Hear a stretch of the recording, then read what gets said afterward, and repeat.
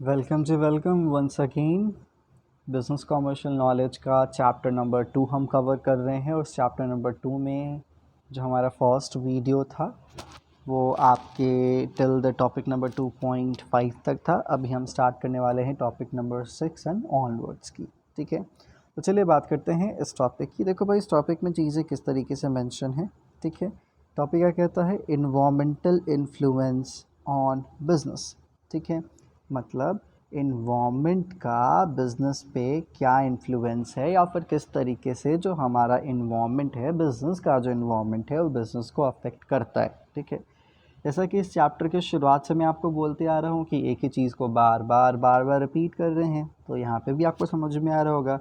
इस तरह कॉन्सेप्ट तो रेलेवेंट के तौर पे हमने पहले भी पढ़ा है कि बिज़नेस पे इसका क्या इम्पैक्ट होता है या इन्फ्लुएंस क्या होता है।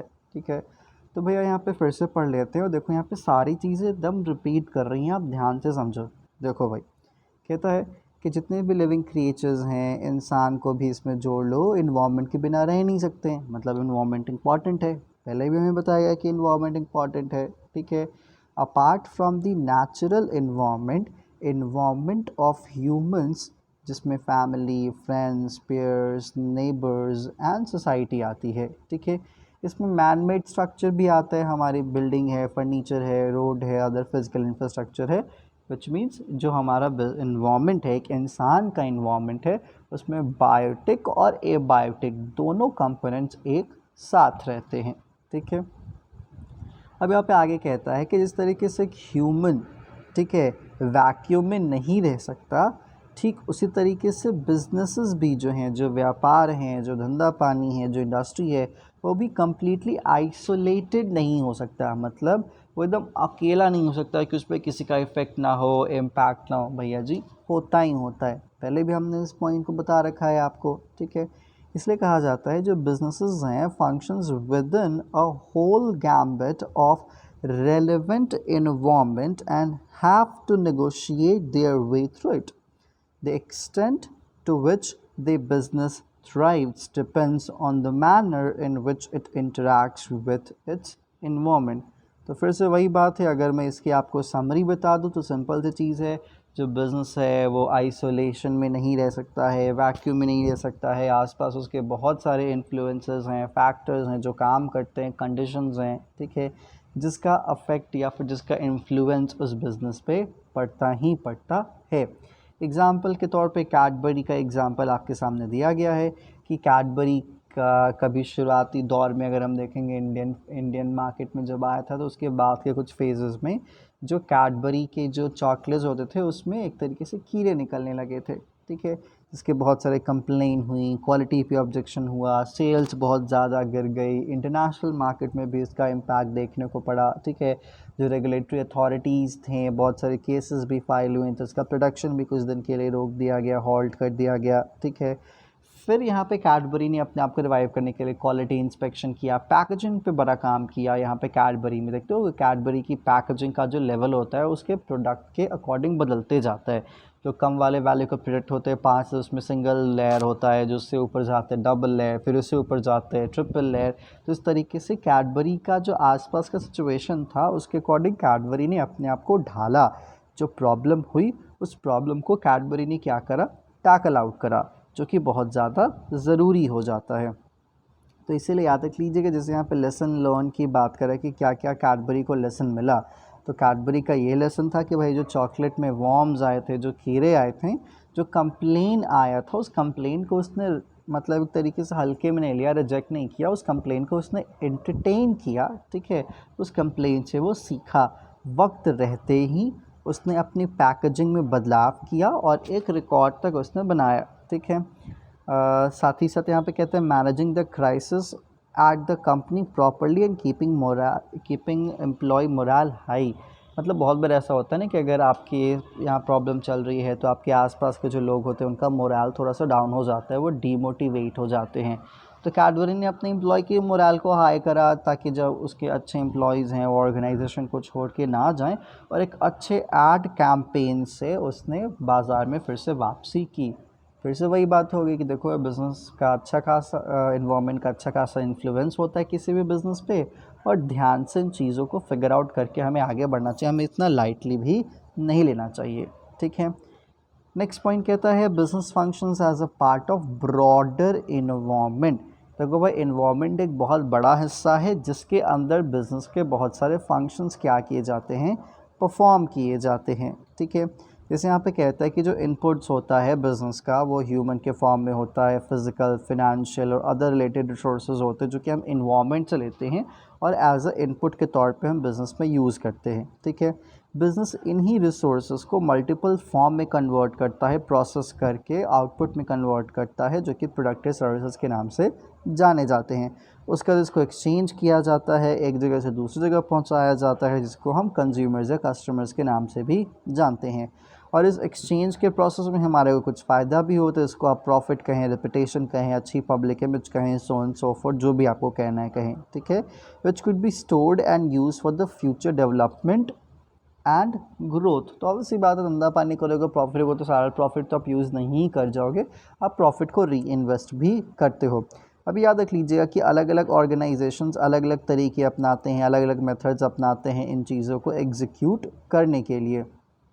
ठीक है, ऐसे एग्जांपल के तौर पे कहता है दैट एन एजुकेशनल, एक minute, shit shit shit shit shit,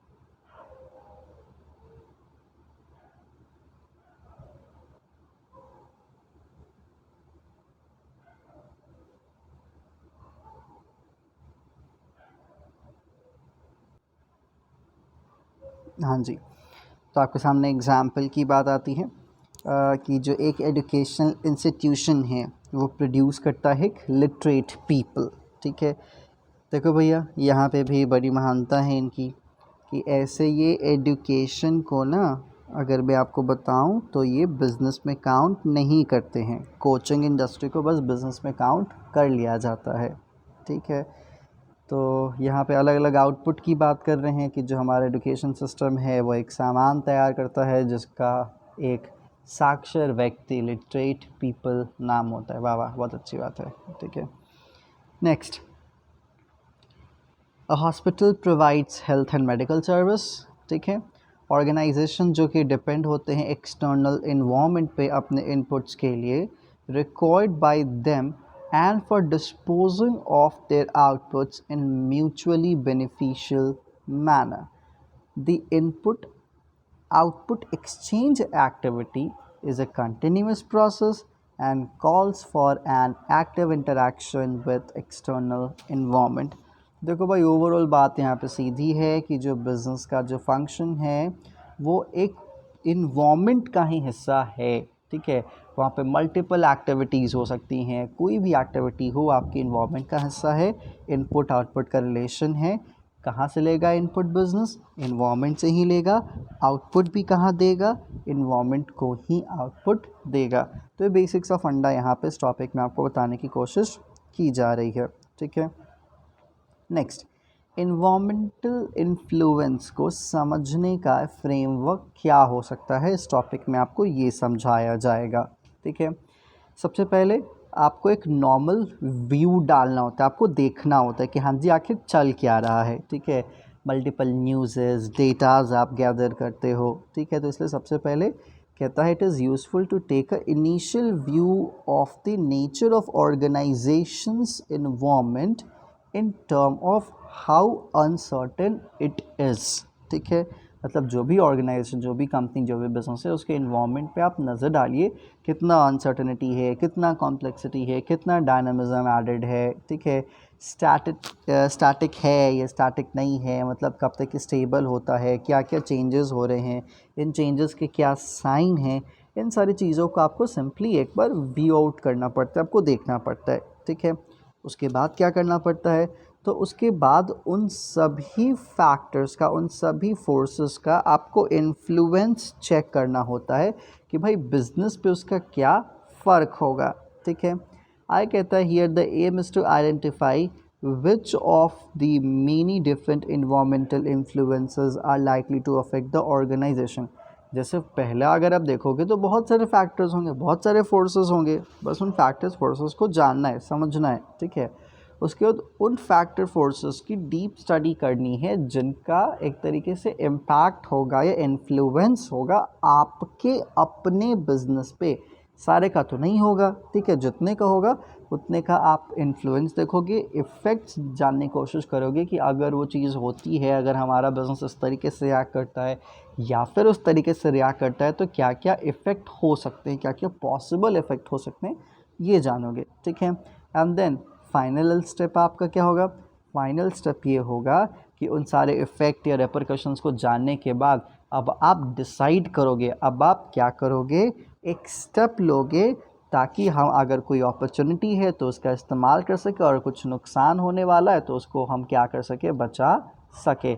सबसे पहले आपको एक ओवरव्यू डालना है सब पे, उसके बाद उनको चुनना है जो कि आपके ऑर्गेनाइजेशन को अफेक्ट करेंगे, उसके रेपरकशंस और इम्पैक्ट्स को जानना है, और उसके बाद आपको अपने बिजनेस में उस तरीके से डिसीजन लेना है जिससे अगर कुछ खतरा है तो उससे आप बच सको, जिससे फ़ायदा है तो आप उसका इस्तेमाल कर सको।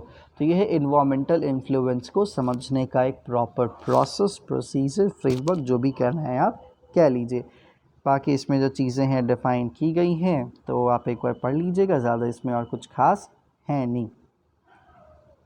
नेक्स्ट, अब बात आती है कि हमारे को इन्वायरमेंटल एनालिसिस करने की ज़रूरत क्यों है। फिर से वही बात, हमारे को इन्वायरमेंटल स्कैनिंग करने की ज़रूरत क्यों है। तो आपने ऊपर अपॉर्चुनिटी थ्रेट क्यों पढ़ाया, ग्रोथ क्यों पढ़ाया, भगवान जाने, ठीक है। देखो फिर जो कंपनी है does not react to the demands of environment by changing its strategy, ठीक है। अगर कोई कंपनी बदलते हुए माहौल के साथ, बदलते हुए इन्वायरमेंट के साथ अगर अपने स्ट्रैटेजी को नहीं बदलती है तो याद रख लीजिएगा उस कंपनी की परफॉर्मेंस मार्केट में धीरे धीरे धीरे धीरे डाउन होती जाएगी, ठीक है। जैसा कि हमने ऊपर डिस्कस करा है, बिज़नेस कभी भी आइसोलेशन में काम नहीं करता और इसीलिए हमारे को आइडेंटिफाई करना बहुत ज़्यादा ज़रूरी है और उसको उस तरीके से रिएक्ट करना स्ट्रैटेजिकली, मतलब बिज़नेस के इन्वायरमेंट को, उसके फैक्टर फोर्सेस को आइडेंटिफाई करना और उसके अकॉर्डिंग रिएक्ट करना ज़रूरी है। नहीं करेंगे तो वही होगा जो मंजूर खुदा होगा, ठीक है। देखो भाई, आगे का पॉइंट कहता है यूटिलिटी इन्वायरमेंटल एनालिसिस, ठीक है। देखो भाई, यूटिलिटी ऑफ इन्वायरमेंटल एनालिसिस का मतलब क्या, कि इन्वायरमेंटल एनालिसिस का हमारे को क्या फ़ायदा है। सिंपल, मतलब इन्वायरमेंटल स्कैनिंग का हमारे को क्या फ़ायदा है। देखो भाई, आगे देखते हैं क्या क्या फ़ायदा बताते हैं ये जनाब। नहीं बताते हैं, इसी का जो कंटेंट है वो बता रहे। चलो भाई देख लेते हैं। देखो, कहते हैं कि अगर हम इन्वायरमेंटल एनालिसिस करते हैं, ठीक है, तो हम जो भी स्ट्रैटेजिस्ट है, जो भी प्लान बना रहा है, जो भी प्लानर है, पॉलिसी मेकर है, ठीक है, उन प्लानर या उन स्ट्रैटेजिस्ट को एक अच्छा खासा वक्त मिलेगा जिस वक्त में वो ये एंटिसिपेट कर सकते हैं, पता कर सकते हैं कि क्या क्या अपॉर्चुनिटीज़ हैं, उन अपॉर्चुनिटीज़ को कैसे इस्तेमाल किया जाए या एक्सप्लॉइट किया जाए या यूज़ किया जाए। साथ ही साथ इन्वायरमेंटल एनालिसिस स्ट्रैटेजिस्ट की मदद करेंगे ये डेवलप करने में कि भाई अर्ली वार्निंग सिग्नल्स क्या क्या हो सकते हैं। अर्ली वार्निंग सिग्नल्स का मतलब क्या, शुरुआती दौर में खतरे की घंटी क्या क्या है जिससे हमारे को आगे बचने की ज़रूरत है। देख रहे हो, वही चीज़ें रिपीट कर रही हैं। Identifying opportunities and getting first mover advantage and identifying threats as a warning signal, वही बात आ रही है बार बार, ठीक है। इसलिए मैंने कहा था कि एक चीज़ को बार बार रिपीट करते हैं, तो इसलिए आप बस एक लाइन में पढ़ लीजिएगा। इतना बड़ा चैप्टर देख के आप कंफ्यूज मत होइएगा, इसलिए मैं आपको बार बार कह रहा हूँ कोर कॉन्सेप्ट पे ध्यान दीजिएगा। कोर कॉन्सेप्ट से आराम से सारे क्वेश्चन सॉल्व हो जाएंगे, सारे के सारे क्वेश्चन सॉल्व हो जाएंगे, ठीक है। चलो, इसको पढ़ने की कोई ज़्यादा ज़रूरत नहीं है। नेक्स्ट, इन्वायरमेंटल एनालिसिस का भैया पर्पस बता रहे हैं, ठीक है। देखो भाई, पर्पस में गोल की बात हो रही है। किसकी बात हो रही है? गोल की बात हो रही है कि अपने को इन्वायरमेंटल एनालिसिस क्यों करना चाहिए या इसके क्या बेसिक गोल्स हैं। तो 3 बेसिक गोल्स का जिक्र किया गया है। सबसे पहला आपके सामने क्या है, एक मिनट, सबसे पहला आपके सामने क्या है, The analysis should provide an understanding of current and potential change taking place in the environment. It is important that one must be aware of the existing environment.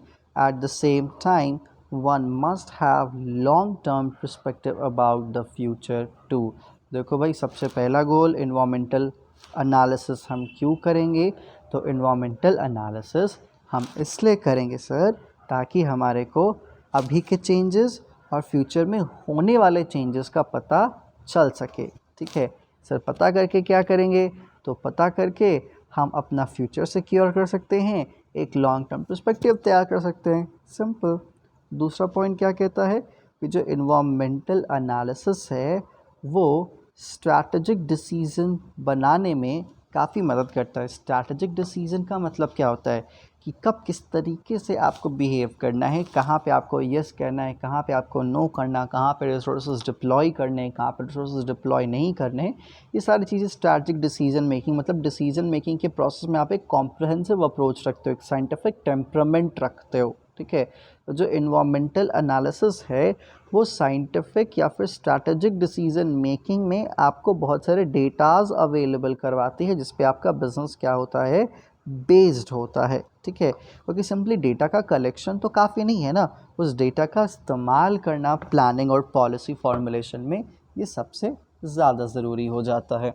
जो थर्ड पर्पस आपके सामने दिया गया है, that environmental analysis should facilitate and foster strategic thinking in organizations.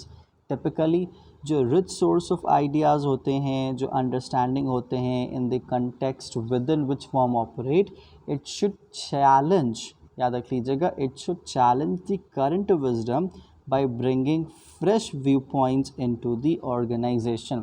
तो बात सीधी सीधी है कि एक लोग होते हैं जो कि काफ़ी पुराने काम कर रहे होते हैं और कुछ यंग ब्लड होते हैं, कुछ फ्रेश ब्लड होते हैं। ठीक है, तो यहाँ पे जो इन्वामेंटल एनालिसिस होती है उसको फैसिलिटेट करना चाहिए and foster strategic thinking in organisation में एक स्ट्रैटेजिक थिंकिंग का माहौल आपको डेवलप करने की ज़रूरत होती है। आप जो जूनियर मैनेजर्स हैं, जो लोअर कैटेगरीज पे काम करते हैं, आप उनको ये टास्क असाइन कीजिए। ठीक है, ताकि नए नए आइडियाज़ और नए नए व्यू पॉइंट से आपका बिजनेस क्या हो, इनरिच हो। ठीक है, तो ये हो गया पर्पस ऑफ इन्वामेंटल एनालिसिस। अब आए हैं इन्वामेंटल स्कैनिंग साहब। ठीक है, आप क्या होगा, मैंने ऑलरेडी आपको इन्वामेंटल स्कैनिंग बता रखा है कि आइडेंटिफाई करना अपॉर्चुनिटी या थ्रेट क्या होगा उस इन्वायरमेंट का, उस फैक्टर का, उस फोर्सेस का, impact, effect. This is what we call environmental scanning. ठीक है, देखो भैया, अब जब हम इन्वामेंटल स्कैनिंग करते हैं तो हमारे सामने कुछ कुछ चीज़ें आती हैं। देखो ये 4 चीज़ें हैं, एक है इवेंट, दूसरा है ट्रेंड, चौथा है इशू, पांचवा एक्सपेक्टेशन। समझिएगा इवेंट का मतलब क्या। ठीक है, एग्जाम्पल से डायरेक्टली चीज़ को समझिएगा। कहता है, if a big politician who announce big urbanisation project passed away, all the business which are anticipating profit from it would need to revise their strategy due to this event. ठीक है, अब जैसे simple सी चीज़ है, कोई बहुत बड़ा leader है country में जिसके बहुत सारे प्लान्स आ रहे हैं। अब सपोज दैट वो लीडर ही चल बसा तो उसके प्लान भी क्या हो जाएंगे, चल बसेंगे। ठीक है, इसलिए कि इवेंट है, एक चीज़ होना, एक सिचुएशन अकर हो जाना, एक कंडीशन तैयार हो जाना, this is what we called event. ये क्या कहा जाता है, इवेंट कहा जाता है। देखो कहता है इवेंट क्या है, तो इवेंट एक इम्पॉर्टेंट और स्पेसिफिक अकरेंस है जो कि आमतौर पे इन्वायरमेंट में अलग अलग समय पे अलग अलग जगह पे होता है। ठीक है, अब ये इंटरनल भी हो सकता है, एक्सटर्नल भी हो सकता है, मतलब इन्वायरमेंट के बिज़नेस के अंदर भी हो सकता है और बिज़नेस के बाहर भी हो सकता है। ठीक है, नेक्स्ट ट्रेंड, जब कोई भी चीज़ जो कि रेगुलर बेसिस पे हो रही है, लोग करते जा रहे हैं, वो क्या बन जाती है, ट्रेंडी बन जाती है। ठीक है, जैसे एग्जांपल के तौर पे अगर मैं बताऊं तो जो लोफर शूज़ आए थे, ठीक है, बहुत लोगों ने पहना, पहले कैसे फिल्म स्टार ने फिल्म में पहन लिया तो उससे पॉपुलर हो गया, फिर लोग उसको क्या करते गए, फॉलो करते गए, तो क्या बन गया, ट्रेंड बन गया। जैसे गज़नी कट आया था, ठीक है, तो भाई आमिर खान ने तो गज़नी कट कटवाया, लड़कों ने भी कटवाना शुरू कर दिया, 1 कटवाए, 2 कटवाए, 10 कटवाए, पूरा सोसाइटी में फैल गया, वो क्या बन गई, ट्रेंडी बन गया। ठीक है, तो इसलिए कहता है कि यहाँ पे trends are general tendency or the courses of action along which events take place. Trends are grouping of similar or related events that tend to move in given direction, increasing or decreasing in strength of frequency of observation, usually suggested a pattern of change in a particular area. ठीक है, तो simple सी चीज़ है, अगर आप इसको एक layman के language में समझने की कोशिश करते हो तो किसी इवेंट का, किसी सिचुएशन का, किसी कंडीशन का बार बार होना उसे किस में कन्वर्ट कर देता है, ट्रेंड में कन्वर्ट कर देता है। ठीक है, उसके बाद आपके सामने आती है क्या भैया, इशू, कोई प्रॉब्लम। जैसे कोविड के कारण पता चला कि किसी ने चाइना से अपना बिजनेस ही बैन कर दिया, तो बिजनेस बैन करना क्या हो गया, एक इशू हो गया। इशू जो कि होता है बेसिकली एक नेगेटिव कनोशन के साथ आता है कि हाँ जी क्या पंगा है, क्या प्रॉब्लम है। ठीक है, तो वो कहता है issues are the current concerns that arise in response to events and trends. Identifying and emerging issues is more difficult। मतलब जो इशू अभी तैयार हो रहे हैं, जो अभी रेडी नहीं हुए हैं, उनका कहीं ना कहीं एक तरीके से उनके बारे में जानना, इमर्जिंग ट्रेंड के बारे में जानना, इमर्जिंग प्रॉब्लम्स के बारे में जानना, मतलब जो प्रॉब्लम हुए नहीं है लेकिन हो रहे हैं धीरे धीरे, तो वो थोड़ा सा आपके लिए क्या हो जाता है, चैलेंजिंग हो जाता है। ठीक है, emerging issues start with value shift or change in how an issue is viewed। ठीक है, तो देखो भाई सिंपल सी चीज़ कहता है कि अगर यहाँ पे जो इमर्जिंग इश्यूज़ हैं अगर वो होने लगे, जो प्रॉब्लम्स हैं अगर वो होने लगे, तो आमतौर पे वैल्यू शिफ्ट हो जाती है और कैसे इशू को टैकल किया जाए, कैसे इशू को देखा जाए, ये भी तरीके क्या हो जाते हैं, बदल जाते हैं। जैसे यहाँ पे इशू में एग्जांपल के तौर पे कहता है ban of Chinese application in India under India created issues for users who are dependable on those applications। ठीक है, तो बात सिंपल सी है कि भाई इशू का मतलब क्या, नेगेटिव कोनेशन, कोई प्रॉब्लम है, कोई पंगा है। ठीक है, नेक्स्ट बात आती है एक्सपेक्टेशन। आपकी उम्मीद क्या है, ऑब्वियसली बात है आपकी उम्मीद क्या होगा कि इकॉनमी स्टेबल हो, इकॉनमी बैलेंस हो, अगर हम बिज़नेस कर रहे हैं तो हमें आराम से बिज़नेस करने दिया जाए, हमारे को कोई भी इंटरफेयर ना करे। ठीक है, एग्जांपल के तौर पे देख लो, जो एप्लीकेशन डेवलपर्स हैं, the expectation of consumers can only be understood when one scans the environment and find what the consumer actually wants. तो एक्सपेक्टेशन का मतलब है कि भैया जी आपकी उम्मीद क्या है। ठीक है, अगर आपको कपड़े ही सिलवाने हैं तो आप डिज़ाइन बता दीजिए, कलर बता दीजिए, आके जो टेलर है वो आपका माप ले लेगा, उसके अकॉर्डिंग आपके टी शर्ट्स क्या हो जाएंगे, बन जाएंगे। तो इसलिए आपके सामने कितनी चीज़ें हैं फैक्टर्स के रेफरेंस में, 5। ठीक है, एक मिनट,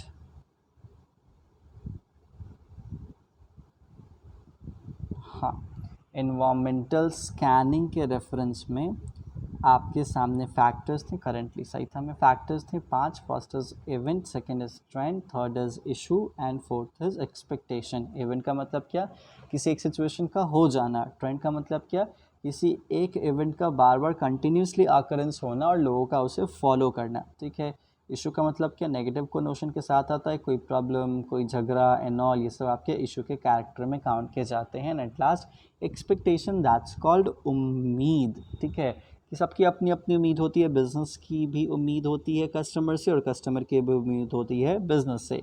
ठीक है, तो क्या क्या एक्सपेक्टेशन है लगभग आपको पता होगा। चलो भाई, अब बिज़नेस इन्वायरमेंट के कंपोनेंट्स की बात करते हैं। तो बिज़नेस इन्वायरमेंट के 2 कंपोनेंट्स हैं, एक हो गया आपके सामने इंटरनल, दूसरा हो गया आपके सामने एक्सटर्नल। ठीक है,